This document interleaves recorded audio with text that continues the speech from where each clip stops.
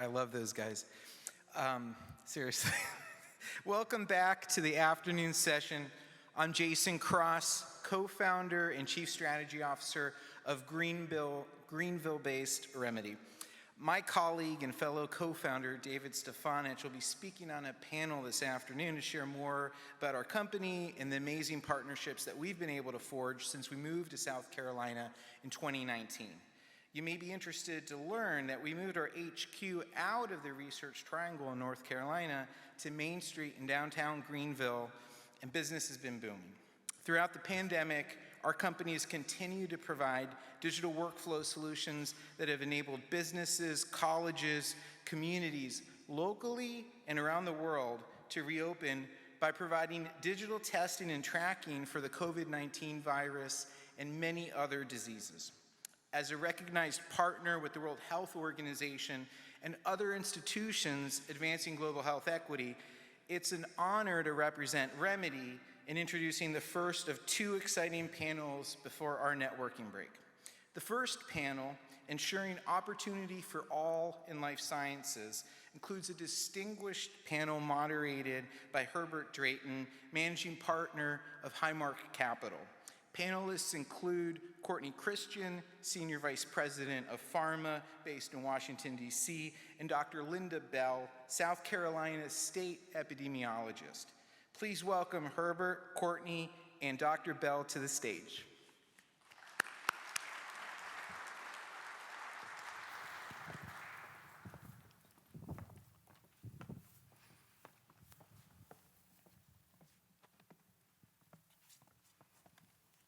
Well, good afternoon, those of you in the audience here and those of you joining us online. Welcome to this session. I'd like to start with having Dr. Bell and Courtney say a few words about themselves, and whatever you want to share with the group, with the audience, please feel free. Dr. Bell. Well, thank you, and good afternoon. I'm Linda Bell. I'm currently the Director of the Bureau of Communicable Disease Prevention and Control with the South Carolina State Department of Health and Environmental Control. My background is in internal medicine. I trained in internal medicine, and I'll mention that in my training I was one of only 5 African American students in my medical school class of 200, and I was the only African American resident in internal medicine in what was at that time the largest medical school in Texas. So I have experienced and I have seen health inequities throughout my training and throughout my career. I have focused my public health career of almost 29 years on communicable disease control, but I've always kept a focus on looking at health disparities and ways to look at the underpinnings of those and those contributors. I'm pleased to be here. Thank you. Courtney. Hi, thank you all. Thank you for having me again. I think Jason just gave me a promotion, so I'm going to send him to my bosses back home in PhRMA. I'm a senior director at PhRMA, working on health equity and leading our equity initiative that was launched in 2020. Before that, I worked at the Black Women's Health Imperative in Washington, D.C. as Director of Policy and Advocacy. The Imperative is the nation's only national nonprofit focused solely on Black women's health and improvements to their health outcomes. And before that, I did a stint on Capitol Hill for about 10 years in a number of roles, culminating as legislative director.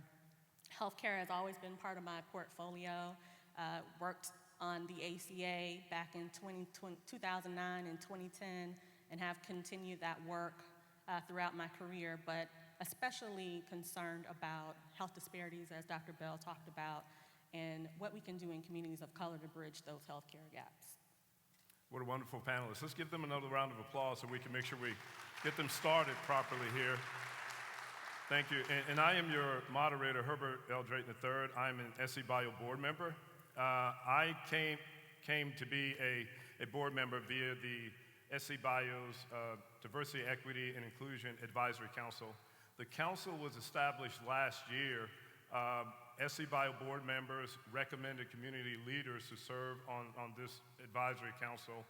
Our initial goal was to identify goals, objectives, and areas of concern for the membership that we could address across the state. After we were selected by the membership, we identified what those goals and objectives were, and in January, we completed a survey of the membership to determine the approach that members were taking relative to diversity, equity, and inclusion. And we used a survey tool developed by the Annie E. Casey Foundation and Just Partners, Inc. That survey basically asked, what is the approach of organizations relative to diversity, equity, and inclusion? And it looked at 4 areas. Was the approach a race equity approach, a race tentative approach, a diversity-only approach, or a colorblind approach? When we put that survey out to our membership, we discovered that most of the membership, they were taking a race equity approach. So with that data, the council will now be aligned to the membership of the organization, and we'll determine next steps at our next meeting coming up here in the next quarter. So once again, thank you for attending the session, and we'll get started. My first question will be to Dr. Bell. You know, the top of the fold issue in healthcare right now is COVID. And Dr. Bell, DHEC typically puts out a summary report every day on COVID statistics. But we know how underserved and underrepresented populations within our communities have been impacted by COVID. Do we risk desensitizing the healthcare community to the impact that COVID is having on these populations because we're giving a summary narrative and not drilling down to those particular demographics? Yes, I think that that there is the risk of sort of blurring the lines if we just give summary statistics, and we are monitoring that carefully. And people may just be looking at the major numbers, you know, the case counts per day, the deaths, the hospitalizations. But as we do drill down and look at the data, just thinking of epidemiology, the basic science of public health, is an understanding, applied epidemiology is an understanding of how health effects occur in populations, who they affect, how they affect them, where they occur. And so unless we drill down in the data, we do lose the disparate effect of COVID. What we've seen is that where case rates may have occurred somewhat uniformly across populations, but when you look at the adverse effects, it begs the question, well, why do some populations, when we're seeing the same disease rates, suffer higher death rates, have more complications? And so it really is important to look at the data and look at it from a variety of population perspectives. And I am worried, I'll say first that I am encouraged by our numbers going down, but we have made remarkable advances in the availability of treatment, and we had to make very strategic plans to make sure that early in the pandemic, when we began to recognize that particularly communities of color were being disproportionately impacted for a number of reasons, because they're at a higher risk of exposure because they serve in frontline positions, but they're also at a higher risk of complications. And in recognizing that, we worked with many partners to make sure that access to care, access to testing, access to treatment, made a number of logistic plans with our partners to ensure that in rural areas where there was not readily available health care, that we set that up. That we made sure that individuals would not have to drive more than 25 miles to get treatment.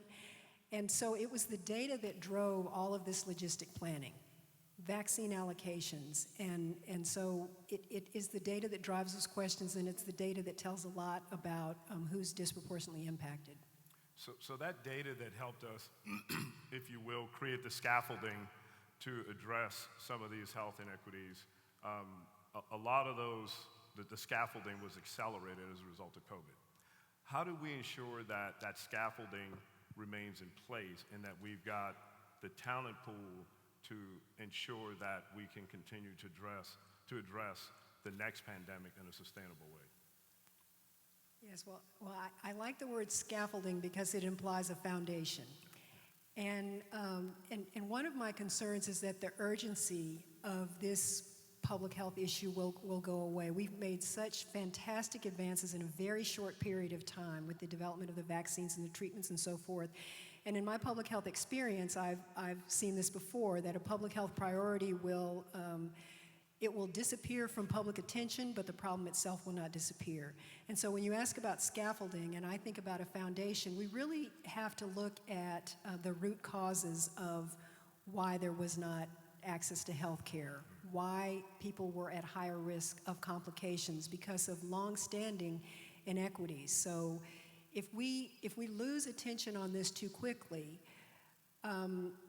we lose the opportunity to address long-standing issues that contributed to these health inequities.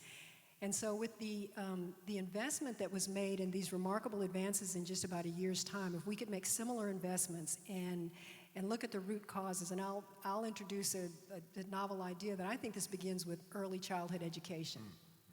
An investment in early childhood education so that every child begins school with the same opportunities. And then through foundational learning, creating experiential learning experiences, but with all the companies represented here, giving opportunities for internships and shadowing experiences to get people excited, to expand the pipeline for getting healthcare professionals who communities of color identify with, who serve in those communities that are under-resourced and underserved.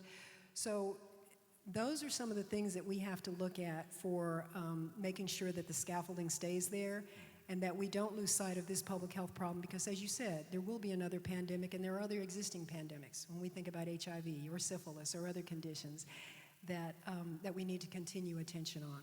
And a quick follow-up. You mentioned early on when you were introducing yourself to the audience that you were the only or the first in one of your classes. Were there internships and shadowing opportunities back then, or this is all new that we're seeing now targeting the minority populations? So I'm sure there were opportunities at that time. It was not something that I had an opportunity to take advantage of. So awareness is one of the things. Perhaps they existed, but I didn't get that opportunity. So I think in our medical education, in undergraduate education, investing opportunities in technical colleges and historically black universities to make sure that those experiences are brought to the forefront, that students do have that awareness and that we start early.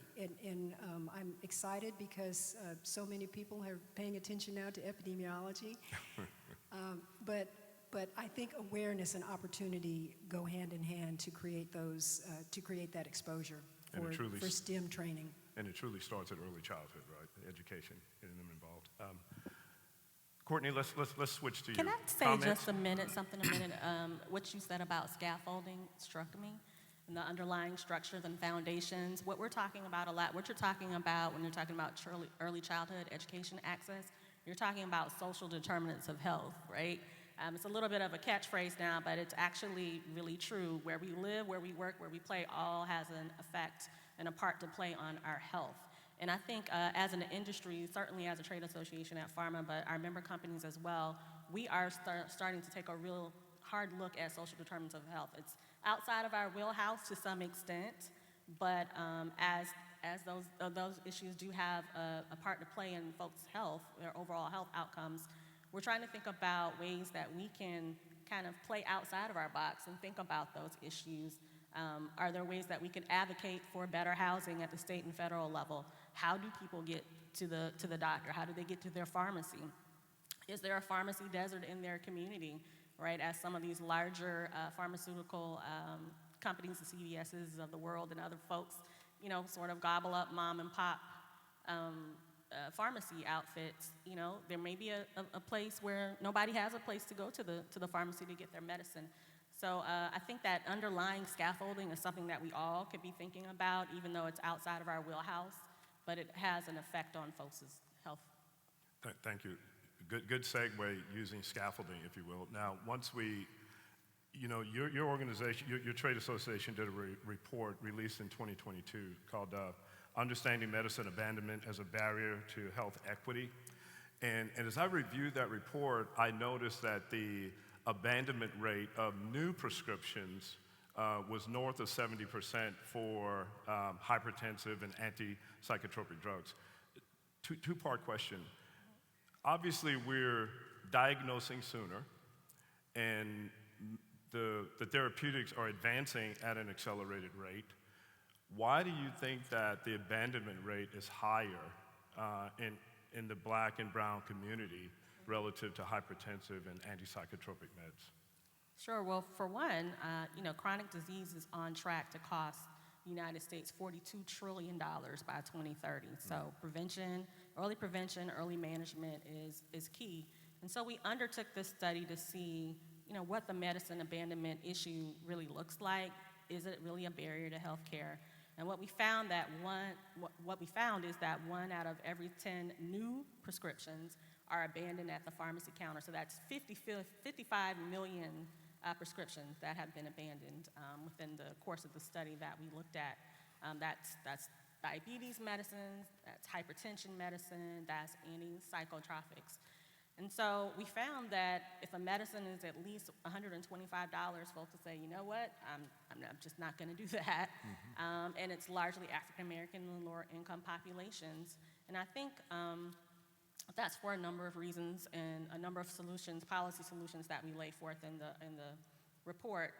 One, that our rebates are not being passed through to the patient at the pharmacy counter. So many of those discounts and rebates that we offer through middlemen are not making it to the patients at the counter, which makes a huge difference. We did a report last year, the year before last, looking at Part D and seeing the effect of no rebate pass-through at the pharmacy counter and how that also led to medicine abandonment in seniors.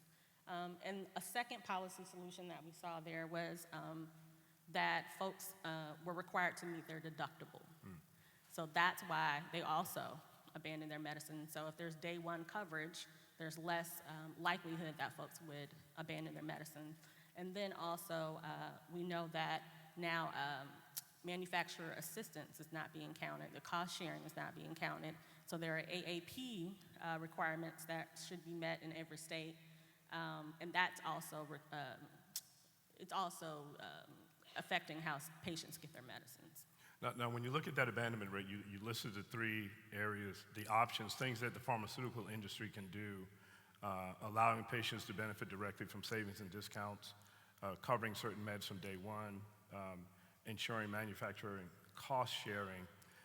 Are these practices that are exclusive, these actions to be taken exclusive to the pharmaceutical industry, or is there something that the larger bioscience space can contribute and help reduce some of the costs?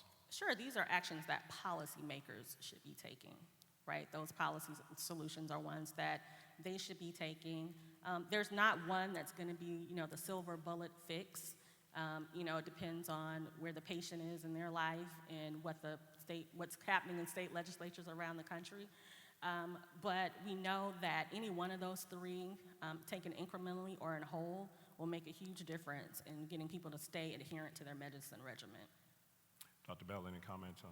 Well, I want to actually go back again to the social determinants of health as we're talking about treatments and compliance with medications.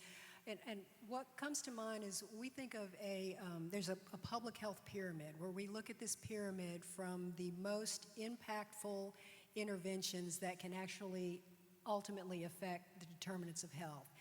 And so medical treatments are really at the tip of that pyramid. They're a very important but relatively small part of what ultimately determines the health of populations. And if we were to invest more or as much at the base of the pyramid, where we look at the social determinants of health and why people end up living in the conditions that they live in, how can we focus on primary prevention so that hypertension and diabetes, type 2 diabetes, secondary to the epidemic of obesity, that if we focus on those elements of having people live in safe and healthy communities, having access to nutritious food, opportunities to exercise in community centers that don't cost something, then the primary prevention, the cost effectiveness of investing in that would eliminate a lot of the need for people to have to take these medicines to begin with.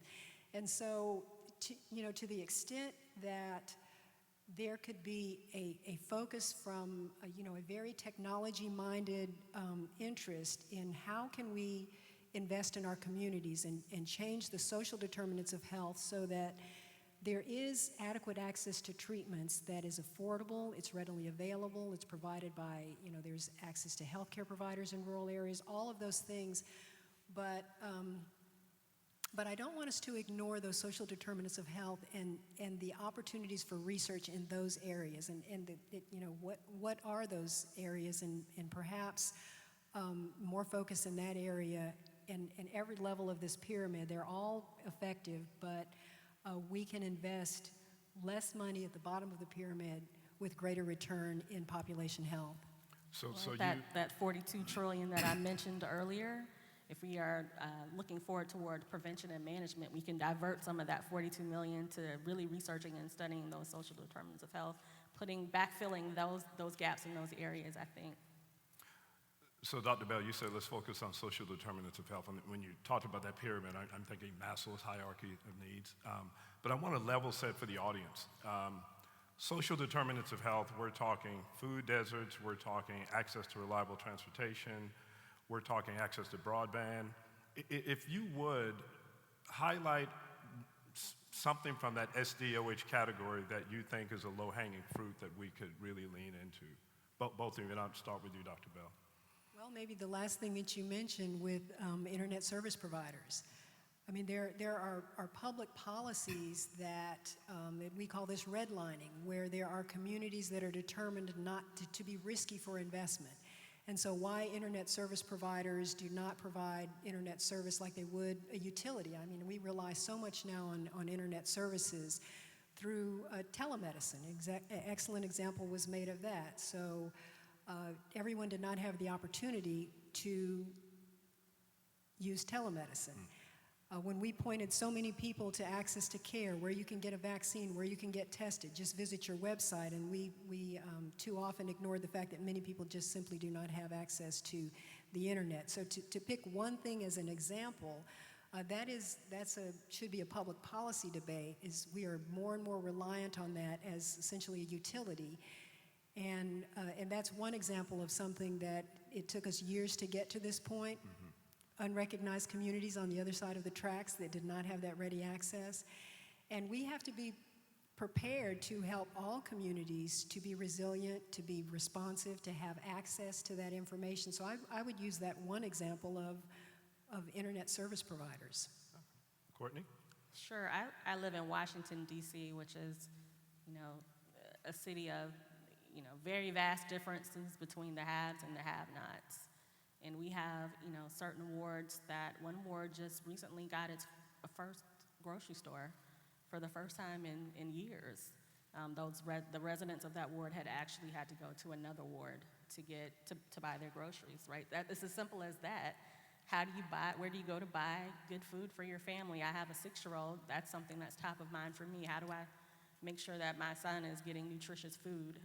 But I live on the have side. I live on Capitol Hill, so I'm not worried about a grocery store. There are 3 within my immediate area. The same ward, there are very few pharmacies in the ward that just got a grocery store. I live in the have area. There are, quite a few pharmacies that are easily accessible for me and my family. So I think those are some very small things that the industry writ large, we could take on, and we have enough heft and might behind us to really have those hard conversations with policymakers, because they're the right thing to do, to raise up communities around us and our neighbors and to care for every neighbor around us. But also, they're very simple policy fixes so that there's a level playing field for everyone. So I can't let you slide. Did you guys pick up on the fact that she said she lives on Capitol Hill? Picked up on that? So we have Capitol Hill, D.C., and we have Dr. Bell from the capital city of South Carolina as well. Let me ask a question. If there is one thing that excites you about let me back up. When we think of the social determinants of health and what we need to address those issues, I think the infrastructure bill may address some of the things that you both alluded to. But do we have the talent pool in our communities, in the minority community and women community, that can lean in to encourage folks to engage more appropriately relative to these health matters that they're facing? I'll start with you, Courtney. Absolutely, we have the talent pool. There's no doubt about that. One of the ways that we're addressing this as an industry and at PhRMA, we started the Equity Initiative I mentioned earlier in 2020, and it's really focused on 3 pillars. How can we enhance clinical trial diversity? How can we advance health equity policy, proactive solutions to bridge gaps there? But the third rail is really how can we build our workforce? How can we make a more diverse workforce and have business practices that focus on DEI? So to that end, last year we had a graduate summit last October where we had over 600 students come from 224 schools virtually for them to look at the industry from top to bottom, not just thinking about who's going to be our researcher in the lab, but who's going to be in the nerd department, as I call my department, policy and research, right? Who could be the next CFOs and general counsels and all the different positions along the way in the industry that people don't realize are available, but certainly open to them. The internships that are available, the opportunities to come into the industry. Our member companies hosted virtual booths to have students, to talk to students and to get them interested in the industry. But also, I think to Dr. Bell's point, how do we get students more interested broadly in healthcare in every industry? How do we get them to think about policy? How do we get them to think about being in medicine? I think there's interest there. You know, HBCUs turn out some of the highest numbers of doctors and lawyers and MBAs, and the talent is there. How do we harness it to lift up our communities, I think is the question. And Dr. Bell, before you respond, let me do just a quick follow-up to you, Courtney. You mentioned the lawyers. You mentioned, the accountants that may be needed in healthcare. Do you think that there's this perception that healthcare is just doctors, nurses, lab techs? And is that a problem getting folks into the healthcare space as well? I think people have varying ideas about what healthcare is, and it scares them, right? They don't know a lot about it. Most folks' health literacy, knowledge is very low, so they don't know the questions to ask when they go to the doctor, or the insurance questions to ask, or the pharmacy questions to ask. They don't know a lot about the industry writ large. But when you meet people where they are and have those conversations, they are ready to learn, they're ready to have that conversation.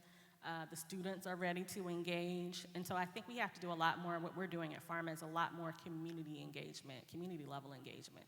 What is it that you need to see from us? How would you like us to show up? What are the things that we can do to bridge those gaps so that we can make sure that we have a diverse talent pipeline coming in? And Dr. Bell, as you respond, maybe one or two actions that the SC Bio membership can take as they look to recruit talent into their organizations. Yes, well, first I'd like to answer about the healthcare track, please. Because when I think of public health, it is a very multidisciplinary practice, because yes, we have physicians, we have nurses, we have pharmacists, but to do our work, we also have to have epidemiologists and statisticians, data analysts. We have to have our Office of General Counsel that helps us interpret our laws, and our public health authority to enforce or to recommend evidence-based guidance to prevent diseases. So all of that is related to public health. So if we're looking at recruiting people, we don't want people coming up in their careers thinking that, unless I'm going to be a doctor or a lawyer or, a nurse, I can't do this, because the field is wide open. And so in research, having them envision themselves in these different roles is important, and that's another part of exposure. But I think what biosciences can do, in addition to the research and the technology, is perhaps influence, because there's a great need to look at how public policies are created in this country. And as we compare ourselves to other developed countries, the United States has some of the worst health indicators of all developed countries in life expectancy, in infant mortality, in cardiovascular disease and things. So if we look at public policies in these other developed countries and ask, what might we do differently in this country? Is racial diversity more of an issue in some of these more developed countries that have more homogeneous populations? And is it how we interpret race here, or how we act on race here, or even if race is just really a social construct and doesn't actually genetically exist?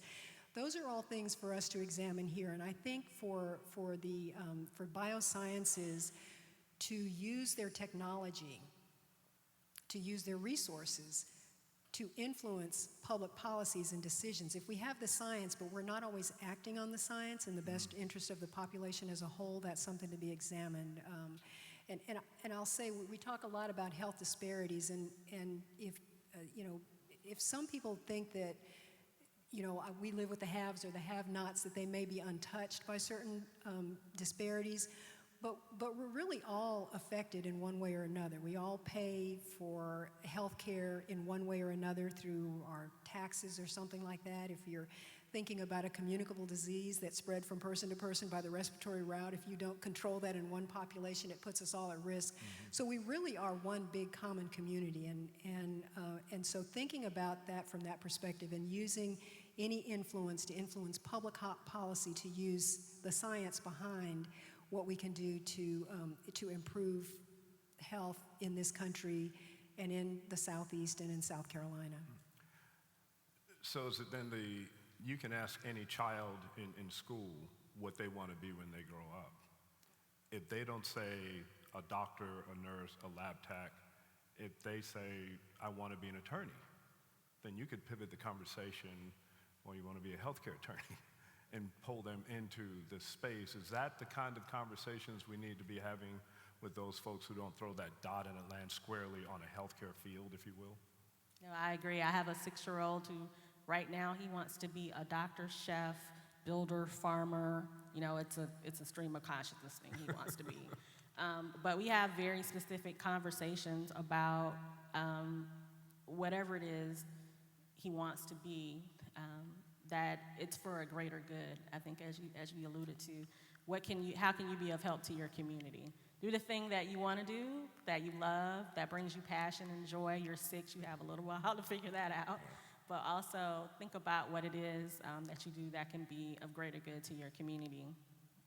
And I think I love what you said about the collective, because it's not about the haves and have-nots. I was making that sort of a little bit of as an example, but I think if you learn anything in the last 2 years, is that whatever affects one of us affects all of us indirectly. I think that's one of Dr. King's more famous quotes, and I've thought a lot about that in the last 2 years, and this COVID-19 has certainly showed that up in a major way in the last 2 years.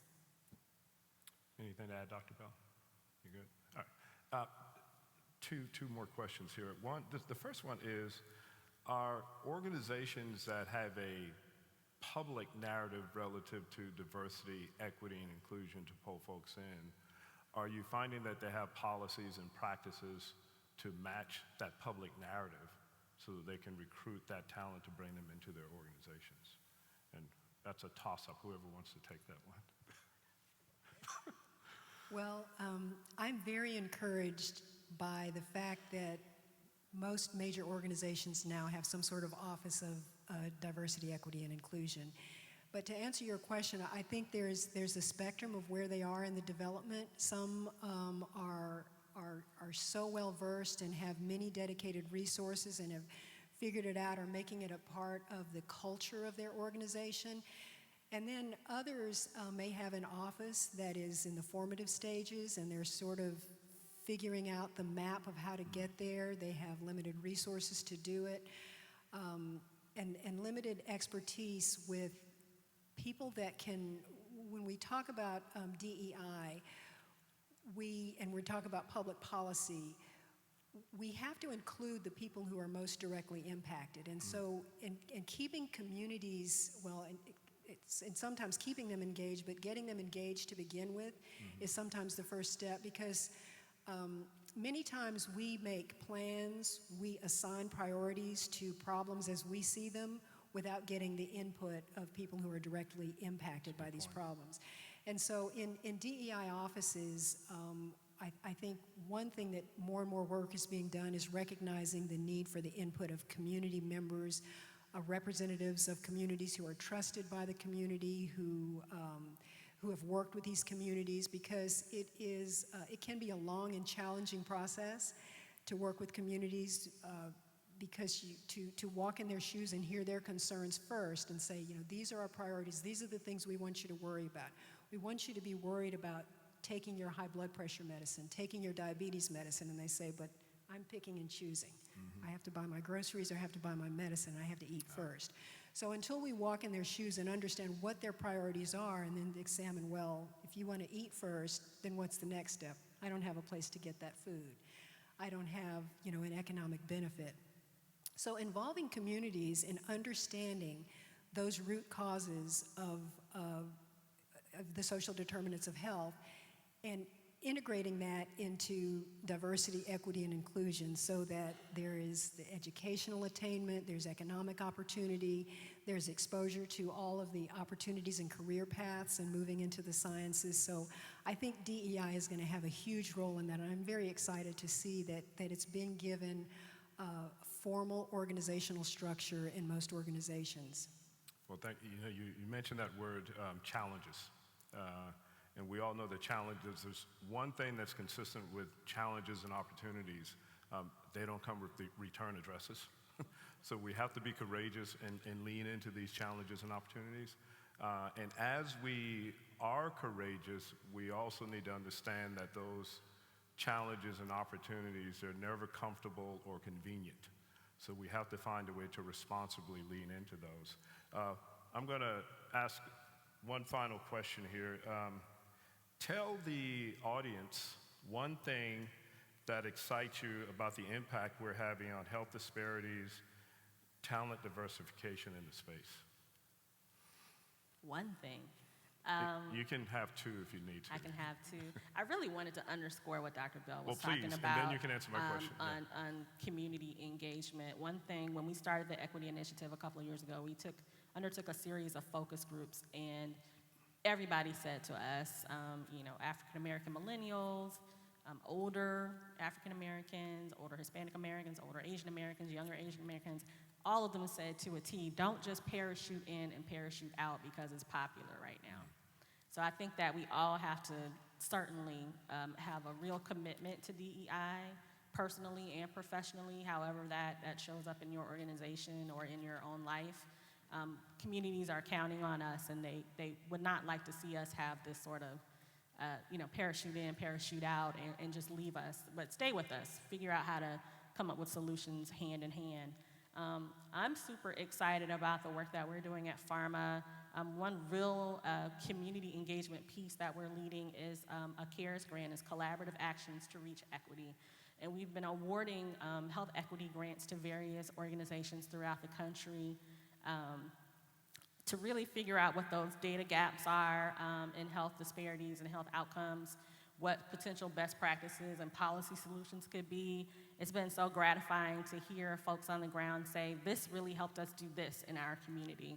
We really got the word out about vaccine hesitancy, or had real honest conversations about why people in communities of color should take the vaccine as opposed to not taking it. And so I'm super excited to see where that goes. Super excited to continue to have that level of engagement as an industry, for us to hear what's happening across the country directly from communities. And so many of our member companies are doing the same thing. We're hearing from our member companies that same level of excitement, that same level of what else can we do, how else can we roll up our sleeves, what other policy solutions are there that we can bring to bear with our influence as an industry to make a difference. So if I could sum that up, you're excited about the impact, the sustainable impact that we're having. Sustainable impact, it has to be sustainable. Right. Dr. Bell, what excites you? Well, I would say, having worked as a medical epidemiologist for almost 30 years, that people getting finally an understanding of what epidemiologists do is what the pandemic is. It only took a pandemic, though, right? Right, because of the pandemic. But I've mentioned this before, as the basic science of public health, that my hope, and I'm excited about the fact that so many people have become interested in epidemiology, especially young professionals, people young in their careers, want to know more and more about epidemiology.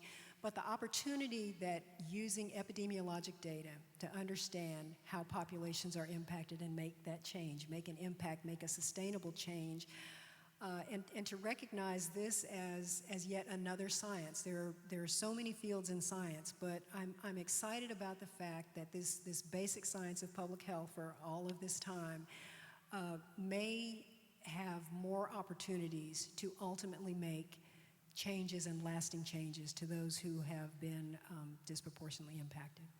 Would you agree with me when I said that epidemiology was the first big data field that we've had? I agree. Okay, thank you. You know, ladies and gentlemen, this has been a fascinating conversation to have with Dr. Bell and Courtney. I'm going to borrow something that Courtney said in her final comments here. You know, she said that, you know, folks don't want you to parachute in and parachute out when you're looking to solve problems in a community.